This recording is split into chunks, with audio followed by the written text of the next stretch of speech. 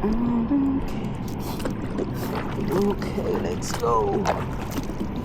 So what is up mga guys, panibagong video na naman. So ngayon na mapapansin nyo, napunta ako dun sa bridge kung saan tayo nangisda nung nakaraan. Babalikan natin yung spot. Medyo malamig na yung tubig kasi mag-uumpisa na yung winter.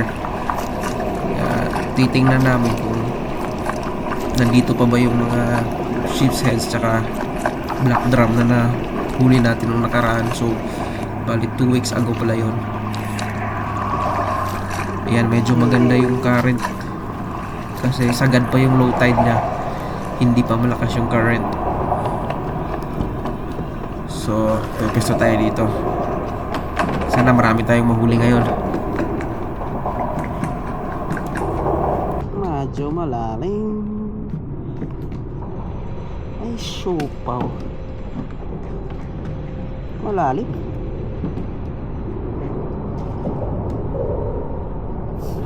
Okay.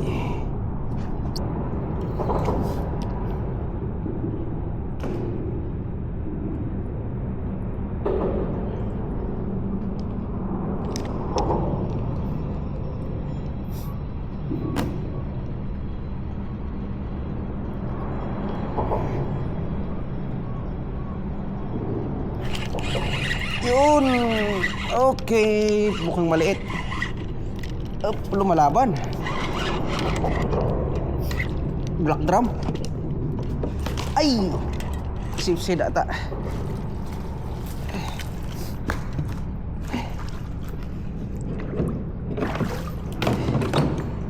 Okay. First shippy. Tingnan natin kung gaano ito kalaki.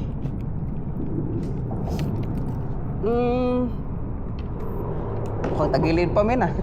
Di pa sigurado. So, kinahanglan na siyang suklon guys, kaya di na pwede dadon og gagmay. So dapat 10 inches. Uy. Tamang-tama men. 10 inches dalhin ko na. At baka pahirapan ngayon. Sini sulod. Ay grabe. Ang laki niyan men. Huwag mong luwagan yan, makakawala yan.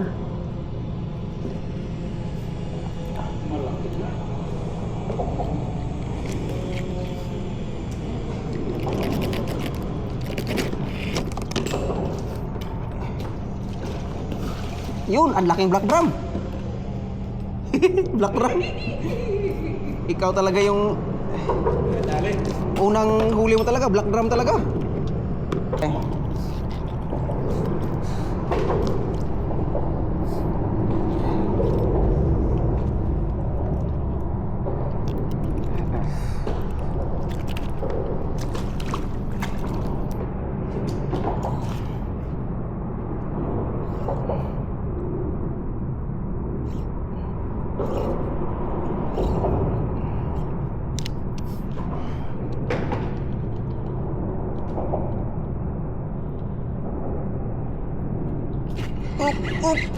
Okay. Another fish on guys. Meron pang maliit. Nakawala putik.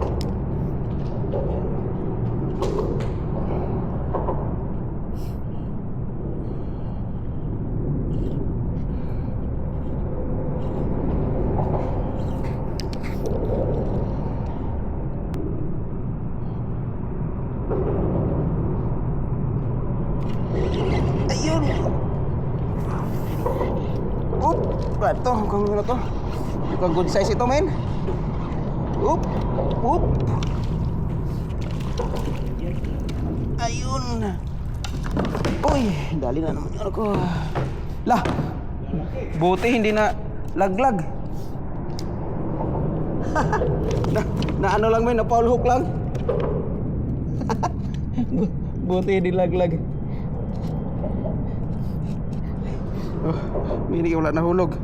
Igo ra siyang nakuha gamay. Igo ra siyang nakuha diri na hook.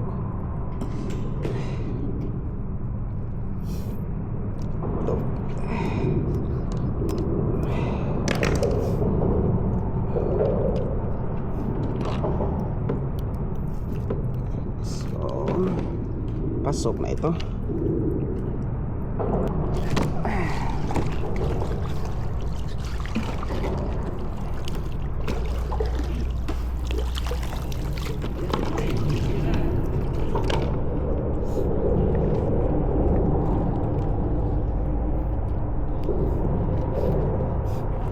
Kala ko nga wala kasi dahil sa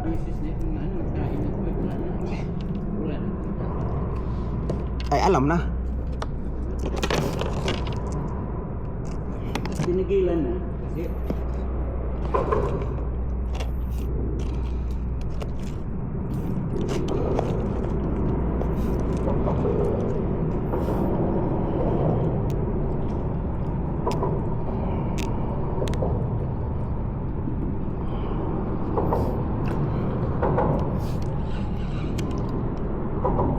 Saan ba ako papunta nito?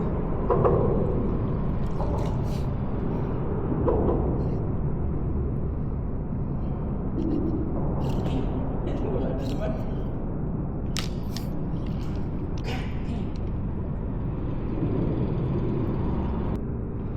Tatlo na yun ah.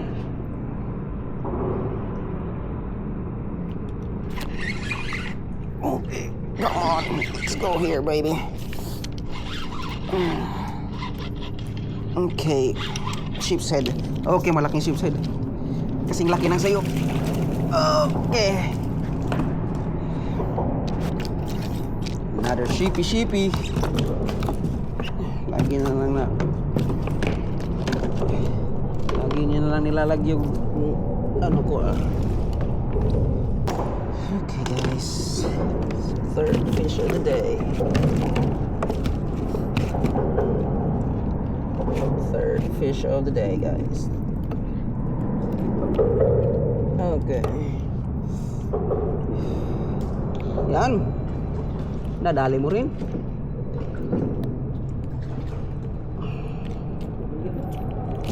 Boop.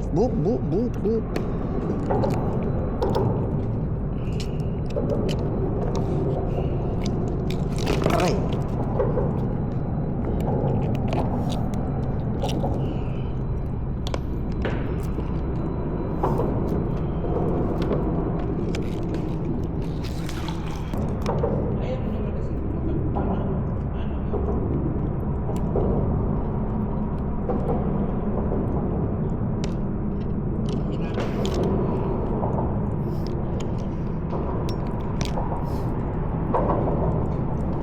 Papakipot pa min eh. Bigay ka rin pa.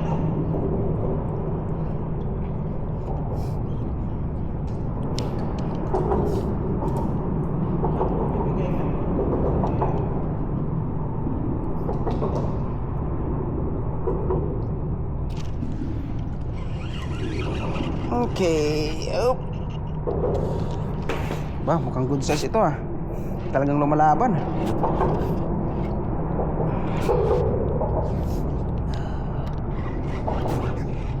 Lumalaban ang kalaban. Ay, lang. Tama-tama pagkatulog. Tama-tama pagkatanggal eh. Nandyan na loob. Nasalo mo tuloy. Kasalo, men. Buti na lang. Swerte din. May kasamang swerte. Okay. Mga 10 or 11 ito. Dalhin ko na ito. Para maaga tayo matapos. Tingin ko 10.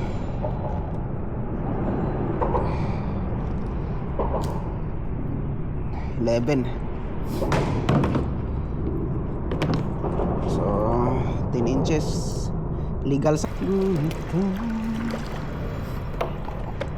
paglipas. So upat na. Limit is 10. So 6 more to go. Let's go. Laking beses mo na kinarami eh.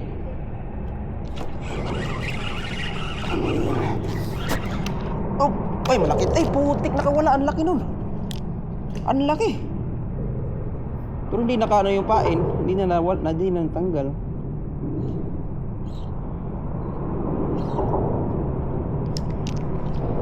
lang.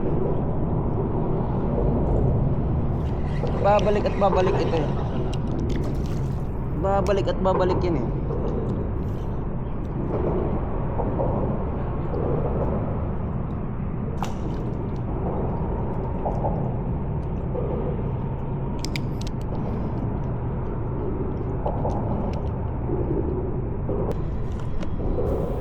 Ayan mga guys, nag-uumpisa na namang lumakas yung current kasi mag-high tide na.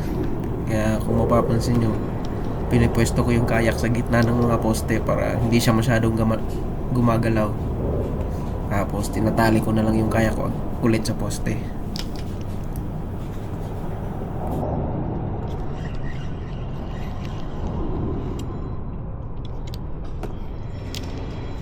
Dali.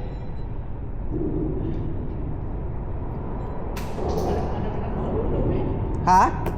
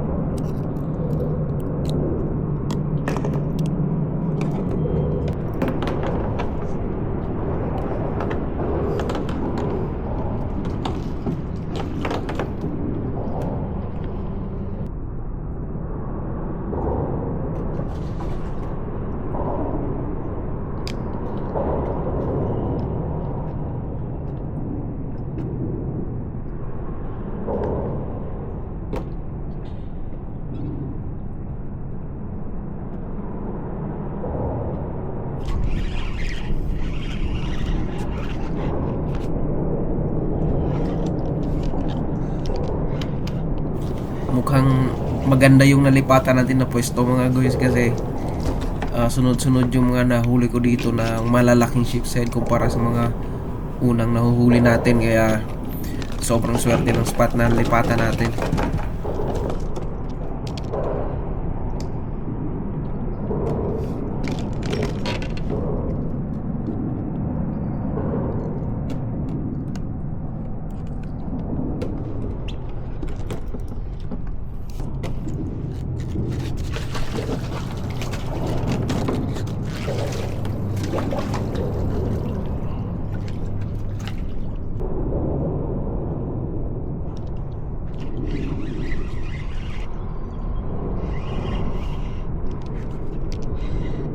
Maliit. Baby ship's head.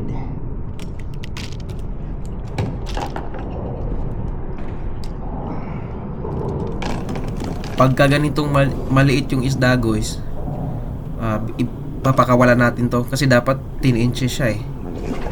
Gamay. Depende rin sa sa species ng isda. So halimbawa itong ship's head dapat 10 piraso lang ng isang araw yung limit, tapos 10 inches dapat siya para pwede mo siyang mauwi. Nandito.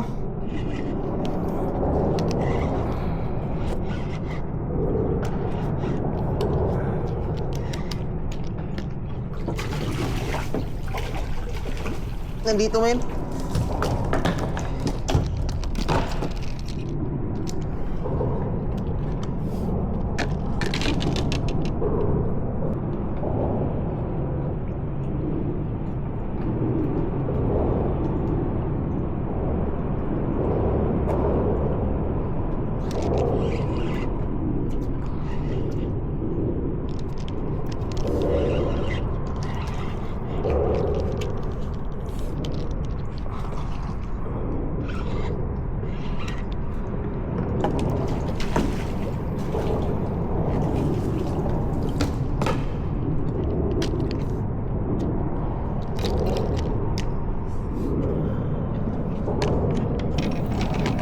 tingin ko ito yung pinakamalaking nahuli kong sheep's head sa araw na ito.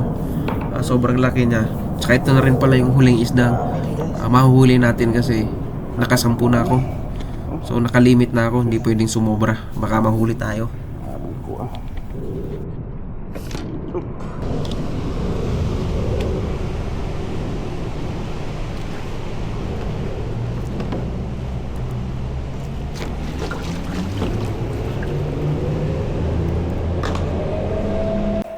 So ayun mga guys, nakauwi na pala kami. So bali, naka 10 pirasong sheep's head tayo nung araw na yun. Yan. So abang-abang tayo sa susunod na mga video guys. Although winter na dito, pero pag may mga times naman hindi masyadong malamig, mangingisda pa rin kami. Kaya kita-kita tayo sa susunod mga guys.